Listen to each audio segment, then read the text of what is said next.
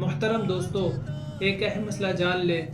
کچھ لوگ کہتے ہیں کہ 15 شعبان کی رات کو تہجد میں 12 رکعات پڑھیں اور ہر رکعت میں فلاں فلاں صورت اتنی بار پڑھیں۔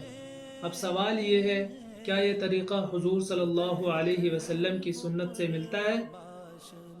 جواب ہے نہیں، کیونکہ اس کا ذکر نہ قرآن پاک میں ہے، نہ حدیث شریف میں ہے، نہ صحابہ نے کبھی اس طرح کا عمل کیا ہے۔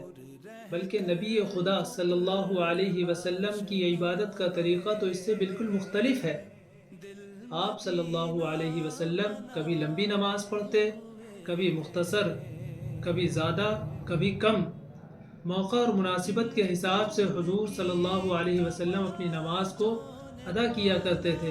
لہٰذا پتہ یہ چلا کہ نماز پڑھنے کا یہ طریقہ صحیح حدیث سے ثابت نہیں ہے، بلکہ یہ کسی بزرگ کا اپنا عمل ہو سکتا ہے۔